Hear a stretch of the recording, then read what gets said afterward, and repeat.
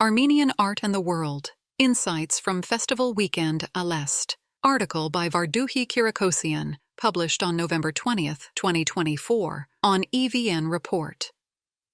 Inspired by the enduring legacies of Camus, Proust, and Delacroix, who once graced Paris's 5th and 6th arrondissements, the artistic neighborhood surrounding the Beaux-Arts de Paris and the Odeon Theatre transforms each November into a vibrant crossroads of creativity and intercultural exchange during the festival weekend à l'Est, a tradition since 2016.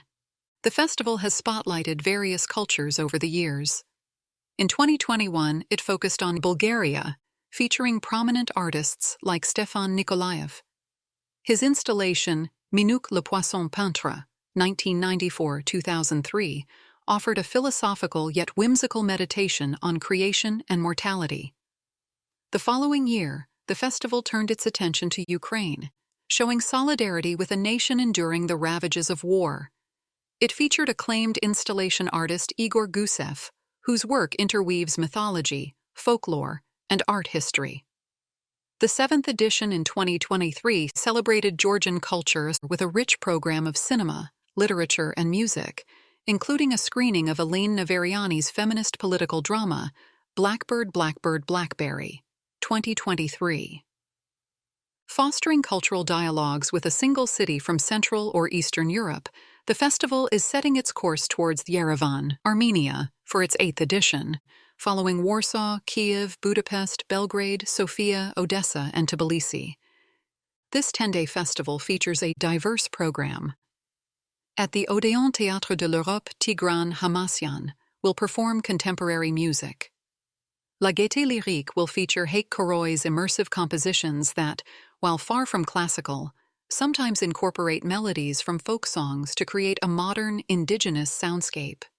Cinema clubs will screen classic films like Sergei Parajanov's Sayath Nova, preceded by Canadian-Armenian filmmaker Garine Tarosian's Girl from Maush. Shogakat Vardanyan's documentary 1489, winner of the IDFA Award for Best Feature-Length Documentary, will also be shown. The program includes panels such as a masterclass on writing in Western Armenian today by renowned French-Armenian novelist and literary critic Krikor Beledian, and a lecture on Soviet modernist architecture by Ruben Arevshatyan. The diverse debates also serve as meeting grounds for different generations of creatives, including Artavazd Peleshian, Malik Ohanian, and Andrei Ujika. Vera Michalski-Hoffmann, the festival's founder, is a publisher and president of several publishing houses in Switzerland, France, and Poland. She is also a major shareholder in Rocha Holding and splits her time between Lausanne and Paris. With her husband, Polish intellectual Jan Michalski, she launched initiatives promoting Slavic culture. Michalski, born into a family affected by Stalinist terror, was deeply sensitive to Poland's cultural struggles. In 1986, the couple co-founded Éditions Noir sur Blanc in Montricher. Their aim was to publish Slavic writers and offer literature, essays, and memoirs capturing key historical moments in Poland, Lithuania, and Russia. For Michalski-Hoffmann, a true Europe is one where people share the richness of their cultures. Building on their passion for promoting cultural exchanges with Eastern European countries that share a common history, particularly during the Soviet occupation and Iron Curtain era, the Michalski-Hoffmann duo co-founded Festival du Weekend à l'Est with artistic director Brigitte Bouchard. This initiative aimed to expand their focus beyond Eastern Europe. Brief overview of Armenian art at the festival. The 8th edition of Weekend à l'Est will serve as one of the largest showcases of Armenian contemporary art in Paris in recent years. Spread across 6 venues, it offers visitors a non-linear experience that represents the full diversity of the Armenian contemporary art scene following the 2020 Artsakh War. The 22 Visconti Gallery on Rue Visconti will host the solo exhibition of Khachatur Martirosyan, a master of Armenian abstract painting. On the parallel street, the Cruz Art Gallery features 9 artists in the group exhibition Et les frontières deviennent des ponts, where borders become bridge, spanning 3 venues: La Librairie Galerie Métamorphose, la Galerie d'Architecture Paris-Malaquais, and la Galerie d'Art du Creux de Paris. A short distance away, the Espace des Femmes, Antoinette Fouque, presents photographer Nazik Armanakian's solo show, Red, Black, White.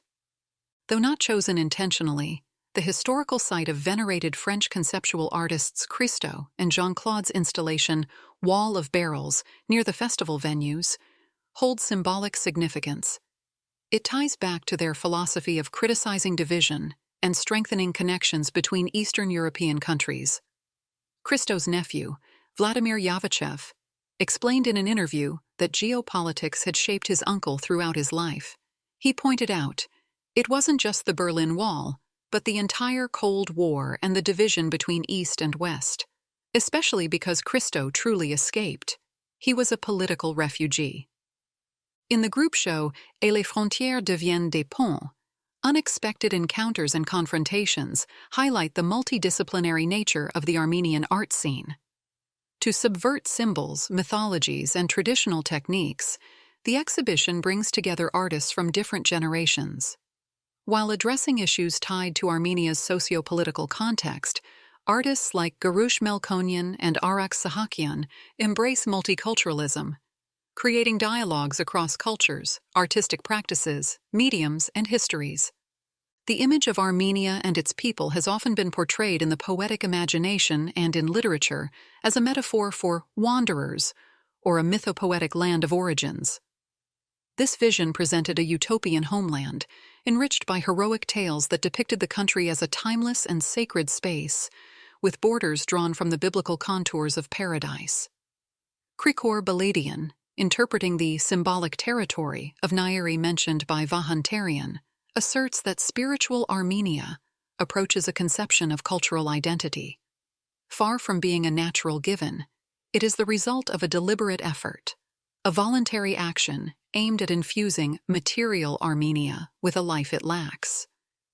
In a 2007 essay, Baladian describes this identity as an ongoing formulation, acknowledging it as a product of multiple combinations and processes in a state of perpetual becoming. This imagination, once fueled by wandering and heroic narratives, is now evolving into a more dynamic, culturally driven conception of identity, one not confined to a single perception. It involves a constant questioning of national narratives and the reinterpretation of symbols and structures. By placing artistic practices at the center of this discourse, the goal of the festival is to highlight the various mediums artists have used throughout different eras in Armenian contemporary art in Armenia. These practices act as Ariadne's thread, offering insight into the ever-evolving landscape that continually shapes and reshapes itself. This approach challenges the idea of a single, authentic myth, instead embracing art as a dynamic process of ongoing creation and renewal. The Cruz Art Gallery serves as a platform for dialogue between 1970s avant-garde artists and young contemporary Armenian artists, both from Armenia or France. In this space, as in the other two collective venues, borders as zones of dialogue and conflict are explored.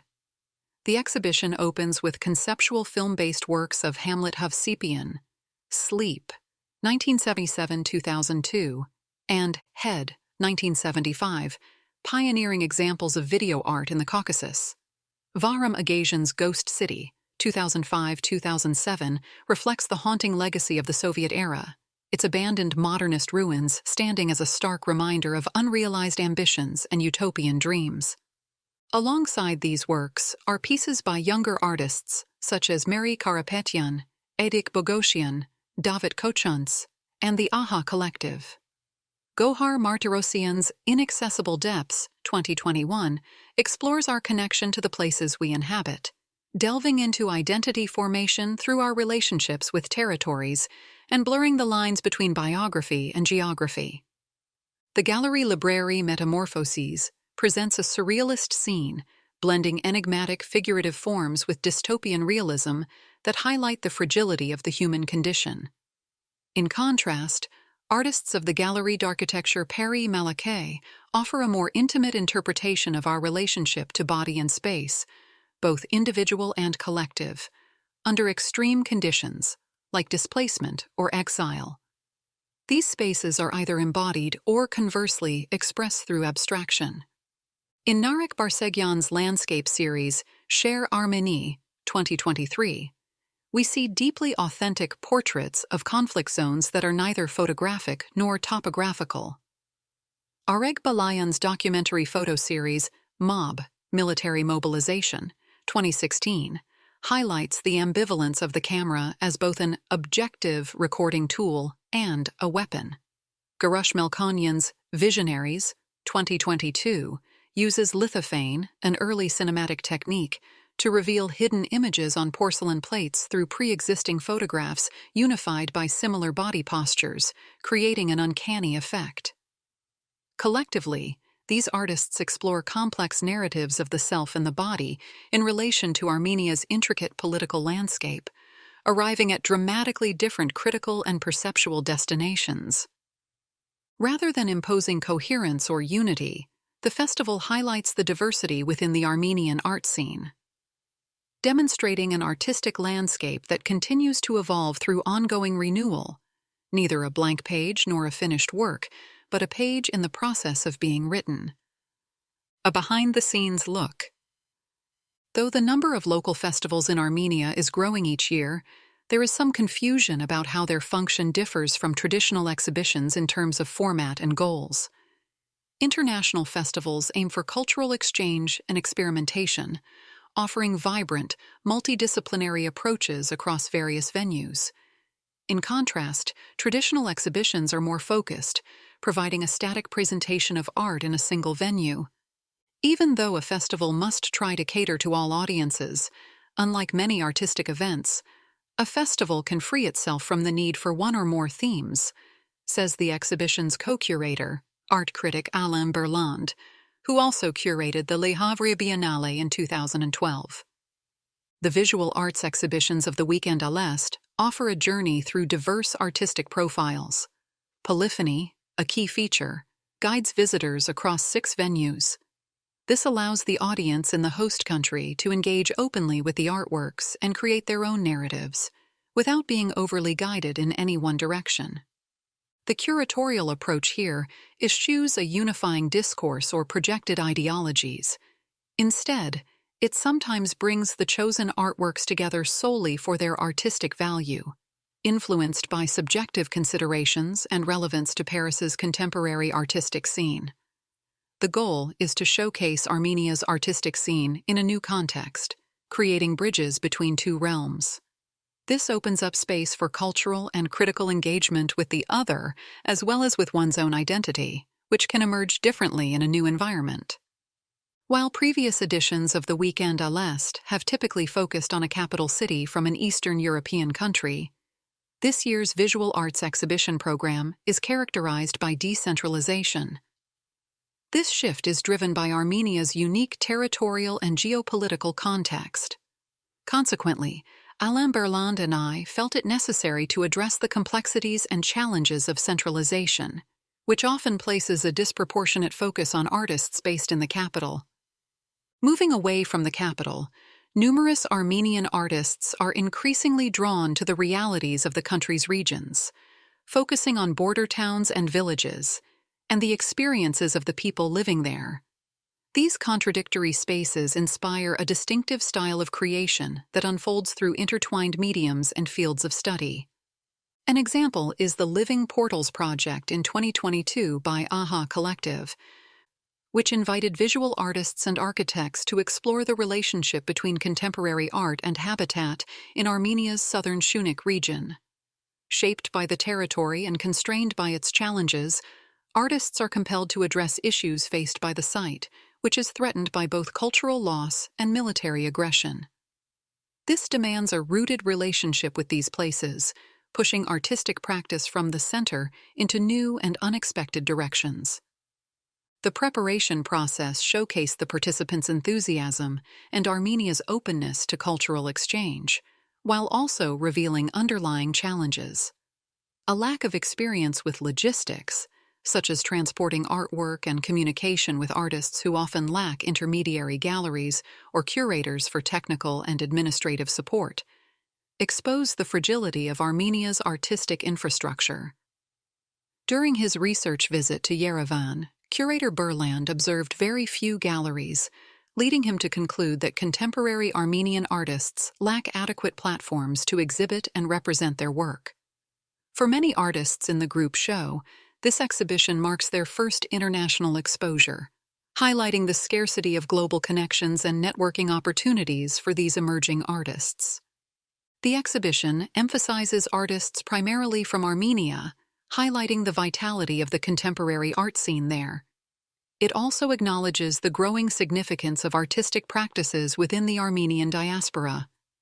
This focus is complemented by an expansion of contemporary art's scope to include artists who have recently settled in France, whether for personal reasons or as economic and cultural migrants.